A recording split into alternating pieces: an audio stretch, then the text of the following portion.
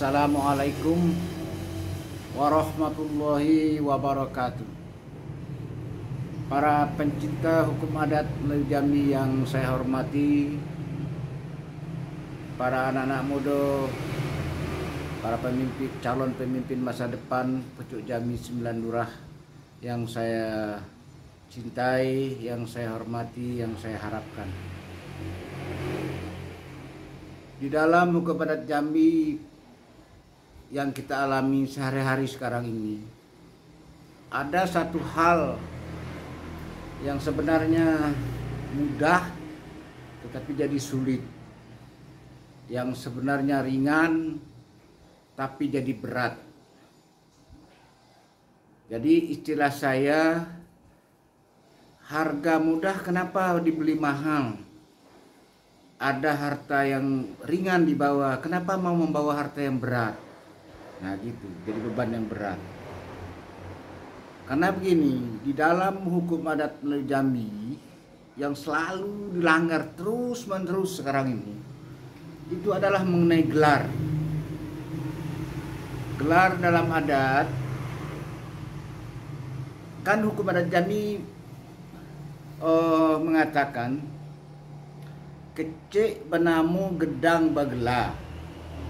Nah kecik panggillah namunyo, nah gedang panggillah gelar. Kenapa? Karena orang Jambi itu orang sopan. Kalau orang yang gedang, orang yang tua itu disebut namunyo, apalagi nama lengkap. Nah itu orang sopan, orang santun. Jadi nenek moyang kita orang Jambi ini dulu mengajarkan kepada kita orang Jambi ini agar kita nih hidup sopan santun. Nah kalau yang kecil saja, namanya pun dipersingkat, dipanggil dengan panggilan tarhim. Misalnya Ahmad Basaroh, nama orang tuh. Dia lagi kecil dipanggilnya Roh, Ahmad Baroh, gitu. Itu panggilan tarhim namun. Nah begitu. Nah kalau orang yang sudah gedang, itu dipanggil gelarnya. Kalau belum ada gelarnya, diberi gelarnya. Nah itu. Nah pemberian gelar itu adalah hak masyarakat. Jangan dipersulit. Yang disebut dengan masyarakat itu lebih dari 3 orang, itu sudah masyarakat. Nah, soal dibesar-besarkan ketika memberikan gelar, potong ayam berapa puluh ekor umpamanya, atau potong kambing, potong kerbau, dipanggil semua ini, ada artis, ada apa, itu soal limbago budaya. Nah kalau kita punya duit, kalau kita punya harta, boleh-boleh saja kita buat seperti itu, tidak masalah, itu lembago. Bukan hukum adat. Yang hukum adat, setiap orang harus diberi gelar. Kenapa? Maka adat itu mengatakan kecik disebut namo, gedang disebut gelar. Karena orang yang bergelar itu, orang yang gedang, orang yang tua, nah dia akan menjadi pimpinan di tengah masyarakat.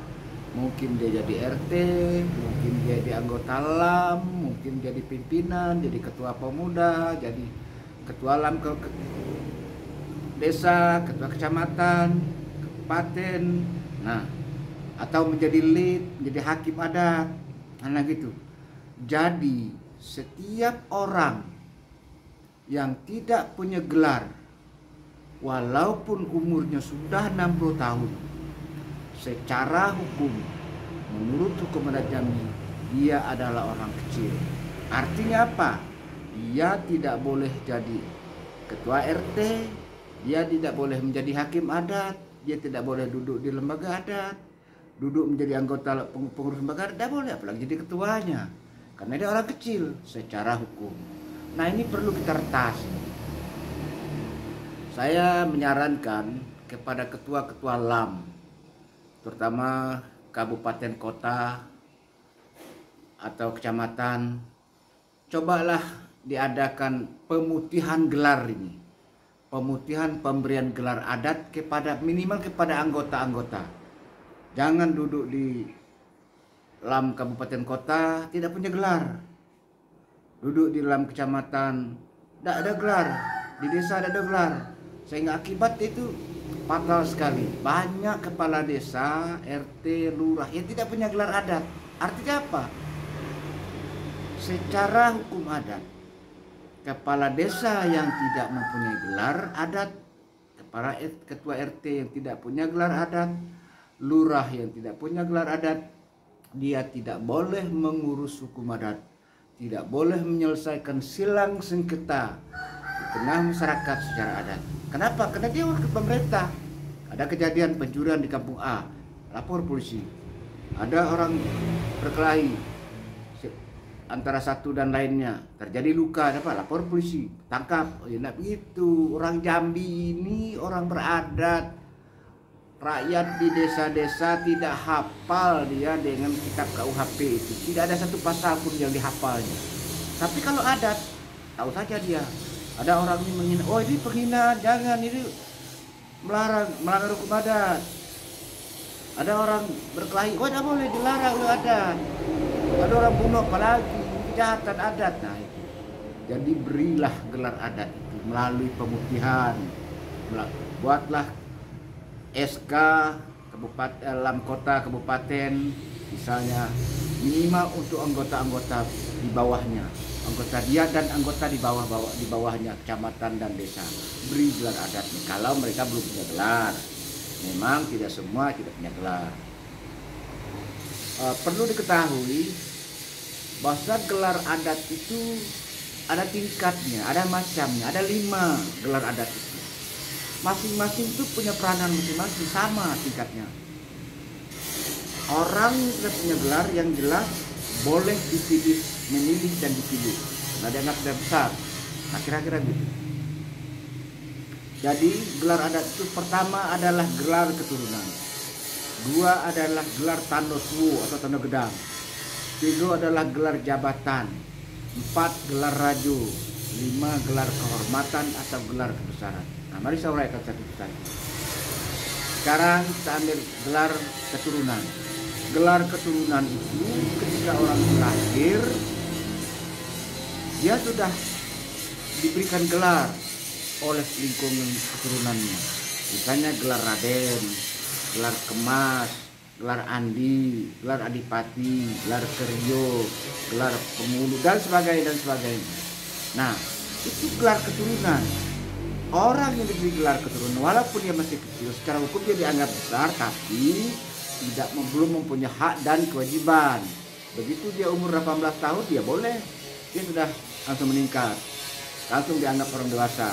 Nah begitu anunya, tanpa ada tindakan hukum lain lagi, dia sudah dianggap dewasa. Nah begitu anunya. Yang kedua, gelar tanda tuo atau tanda gedang. Ini diberikan oleh masyarakat adat ketika mereka kawin. Ketika kawin, orang itu diberi gelar. Karena dalam adat disebut sekecik-kecik semantung beluka. Kalau buah, tandolah tuo, tandolah gedang, itu artinya. Nah, sekecik-kecik orang, apabila dia nikah, tandolah gedang, tandolah tuo. Maka kalau dia sudah tua, tidak boleh disebut namanya lagi, harus diimbau dengan gelarnya.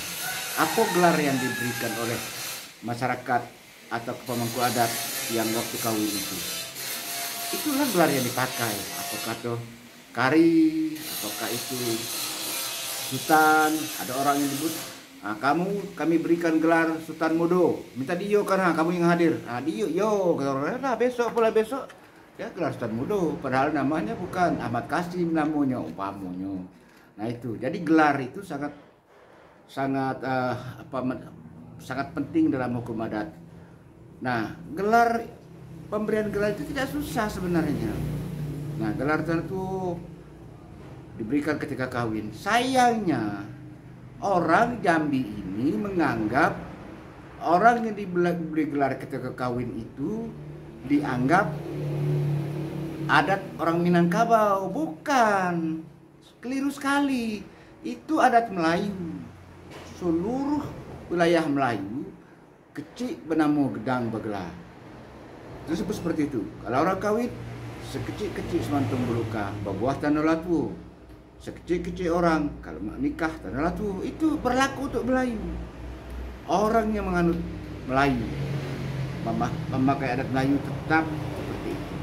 Nah, adat Melayu inilah gelar tanda tua itulah yang diangkat oleh hukum nasional, diadopsi, salah satu diadopsi dari hukum adat, diambil dimasukkan kepada undang-undang. Nah, contohnya, kalau orang yang umurnya 16 tahun, dia tidak boleh ikut pemilu, dia tidak punya hak memilih dan tidak punya hak untuk dipilih. Dia anak orang kecil. Tetapi kalau seorang anak, dia telah kawin, umurnya baru 16 tahun, maka dia berhak memilih. Nah itu, artinya apa? Dia sudah dianggap bedang, sudah dianggap tua oleh hukum. Nah demikian pula dalam peradilan anak. Orang yang umur 16 tahun, kalau dia melakukan pencurian kerbau, dia tidak boleh dihukum 7 tahun, karena hukuman 7 tahun untuk orang dewasa. Kalau orang mencuri ternak kerbau, itu 7 tahun penjara hukumannya. Si anak yang umur 16 tahun ini tidak boleh dihukum 7 tahun. Dia hukumannya paling tinggi 3,5 tahun. Begitu. Tapi kalau seorang anak ini sudah nikah, sudah kawin, walaupun dia sudah cerai, tapi sudah pernah kawin dia, maka dia dihukum seperti orang dewasa. Boleh hakim menjatuhkan hukum kepadanya 7 tahun. Nah begitu. Nah jadi artinya apa? Kawin diakui oleh negara Republik Indonesia ini, orang itu sudah gedang, sudah tua. Nah, maka oleh karena itu orang adat harus menyelaraskan ini, harus diberilah gelar bagi orang yang sudah kawin. Itu anunya, gelar keluarnya. Yang ketiga, gelar jabatan. Nah, gelar jabatan ini diberikan oleh rajo adat. Nah, kalau sekarang ketiga, kepala desa dibuat SK-nya oleh bupati. Bupati dibuat SK-nya dari pusat. Nah, kira-kira gitu, berjenjang ke atas, batakah jalan naik, batanggo jalan turun. Kalau dahulu karena ini adat, pemerintahannya secara adat, maka dari atas itu diberi gelar ke bawah. Ada rajo alam, ada jenang, ada batin, ada pasirah, ada depati kepala dusun, ada rio kepala kampung, ada debalang dan bertujuh, gedang berempat, debalang berempat, gedang bertujuh, ada anak jantan dan anak betina, sebagainya itu. Nah itu gelar jabatan. Gelar jabatan itu melekat kepada jabatannya. Kalau tadi gelar keturunan melekat pada pribadi orang. Kalau dia kawin ada anaknya boleh pakai gelar itu lagi. Demikian juga gelar tanda tua melekat pada pribadi orang. Kalau dia kawin punya anaknya itu boleh juga diberi gelar bapaknya mati dia pakai gelar ini boleh. Nah, tapi gelar jabatan melekat pada jabatannya. Misalnya seorang kades satu desa, katakanlah desa Payung Sekaki umpamanya. Nah, diberi gelar adatnya Rio Mudo. Nah, Rio Blang umpamanya. Nah, maka kepala desa Payung Sekaki itu bergelarlah Rio tadi. Padahal yang menjabat Rio sekarang adalah A. Ketika A nanti 5 tahun ke depan berhenti, dipilih lagi yang baru, dapat oleh B. Maka B ini diangkat lagi gelarnya Rio tadi. Nah, walaupun jadi 2 kali dia dilantik. Pertama dia dilantik oleh bupati atau wali kota, setelah itu dilantik oleh pemangku adat atau lam tingkat kabupaten, apa lam kecamatan, lam desa, itu sesuai dengan jenjangnya lah. Yang dilantik oleh secara adat, sehingga dia bergelar Rio Kepala Desa Payung Sekaki, umpamanya seperti itu. Nah ini gelar jabatan, melekat jabatannya. Kalau gelar keturunan, gelar tanda tua boleh diwariskan kepada anak. Kalau gelar jabatan tidak boleh. Nah, tetapi anaknya, keturunannya boleh memakai gelar adipati. Kalau dari Rio boleh Akario pokoknya. Kalau depati boleh adipati. Kalau depati ya tidak boleh. Depati itu jabatan struktural orang yang langsung memerintah, tapi keturunannya boleh. Nah itu anunya. Nah itu gelar yang ketiga. Nah gelar yang keempat adalah gelar rajo. Kalau gelar rajo itu bukan masyarakat, umum yang memberikannya, tapi masyarakat di lingkungan istana kerajaan. Misalnya dulu kerajaan Melayu, kerajaan Islam Melayu Jambi. Nah, itu berlaku mulai tahun 1502 sampai 1906, karena 1906 sudah dijajah oleh Belanda. Ketika pertama diadakan kerajaan Islam Melayu Jambi, itu orang kaya hitam, diberi gelar orang kaya hitam. Orang ini bernama Raden Said Ahmad Kamil. Nah, dia menjadi Raja Jambi. Maka diangkatlah oleh istana dia menjadi raja dan diberi gelarnya orang kaya hitam. Nah, orang kaya hitam itu gelar, bukan nama kecilnya. Nah, gitu anunya. Nah, artinya gelar ini gelar raja. Siapa yang jadi raja tidak boleh pakai gelar itu. Nah, kalau diangkat lagi gelar raja baru pokoknya. Kalau orang mau menetapkan tetap dulu gelar kita boleh, atau dibuat lagi gelar ini, karena yang membuat gelar ini atau yang menanamkan gelar ini adalah lingkungan istana. Begitu anunya. Nah, yang keempat, yang terakhir, yang kelima, yaitu gelar kehormatan atau gelar kebesaran adat Jambi. Ini gelar yang diberikan kepada seseorang dengan syarat-syarat tertentu yang harus ada jasa orang ini. Apakah berjasa karena jabatannya, apa berjasa karena karyanya, ada menulis buku, ada membuat apa, ada karena seninya, macam-macam.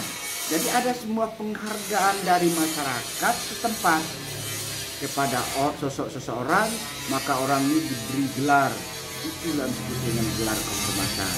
Jadi ada 5. Saya ulang kembali. Gelar adat Melayu itu ada 5. Pertama, gelar keturunan.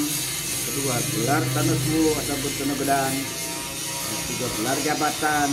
Yang keempat, gelar raja. Yang kelima, gelar kehormatan adat atau gelar kebesaran adat.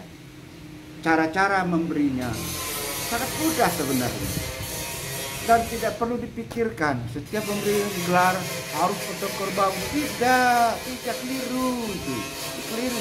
Itu limbago budaya. Kalau beradu, kamu dengan orang berlek, kita kawinkan anak. Kalau kita hanya mampu memotong ayam, kita dapat bulog sama ayam, panggil orang. Ini kan anak saya kawin malam ini. Nah, ini anak suaminya ini baca doa kita bakar. Kalau kita mampu potong kambing kita potong, panggil orang, diresmikan. Kalau kita mampu potong kerbau kita potong, panggil orang berbicaraan, silakan. Nah, begitu juga dengan gelar, tidak ada persoalannya kok. Tapi orang Jambi banyak dapat gelar, akibatnya hukum terlanggar terus. Seolah-olah kita melakukan satu kesalahan, kita mengatakan marilah kita buat adat seperti ini, tapi kita tak punya gelar. Karena kita tidak punya hak itu, kita melanggar hukum terus. Nah, sama dengan orang punya motor. Kalau orang punya motor, kita samakan dengan orang yang duduk di dalam. Nah, lalu orang yang punya motor tadi berjalan, tidak bawa SIM, tidak punya SIM. Nah, maka selama dia pakai motor, terus-menerus dia melakukan satu kejahatan yang berlanjut. Demikian juga orang yang duduk jadi anggota LAM. Kalau dia tidak bergelar hari ini, besok masih duduk dalam juga salah lagi, besok lagi duduk lagi salah lagi, terus-menerus dia melakukan satu kesalahan. Ini kesalahannya berturut-turut, kesalahannya terus-menerus. Jangan-jangan ini yang disebut bisokawi, kita ditimpa oleh musibah ini bisokawi. Karena dulu orang membuat adat itu bersumpah di Bukit Seguntang itu.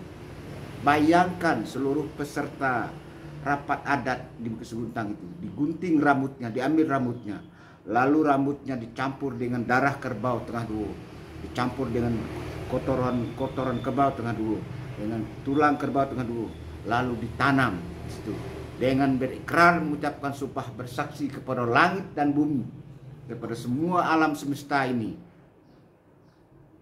kepada bilah rumput rantai, agar menjago dan melaksanakan hukum adat. Kalau tidak dilaksanakan, kita sengaja mengubah, mengurak, mengungkai yang ditanam serba tumbuh, yang dilamuk serba gedang, oleh nenek moyang kita akan dimakan di Surgawi. Jangan-jangan itu nih yang menimpa kita sekarang ini. Datang azab Allah lana Tuhan, karena kita tidak tunduk lagi kepada pucuk undang dan limo. Tidak kita kesana lagi adat 4. Kita tidak patuhi lagi hukum adat dan 9 pucuk. Akibatnya kita jatuh kepada krisis akhlak, krisis moral yang terus menerus. Ini perlu kita sadari dan perlu kita hentikan. Saya hanya batas menghimbau yang bisa. Pernah saya katakan, saya 13 tahun duduk di lembaga adat. Saya tidak ubahnya seperti betung sebatang. Betung sebatang ada gunanya. Jadi rakit pun tidak bisa. Tapi kalau betung banyak, ribuan betung, jangankan jadi rakit, jadi kapal pun bisa. Bisa membawa orang satu negeri, satu kabupaten, bisa menyeberangi lautan, bisa menyeberangi samudera walaupun betung.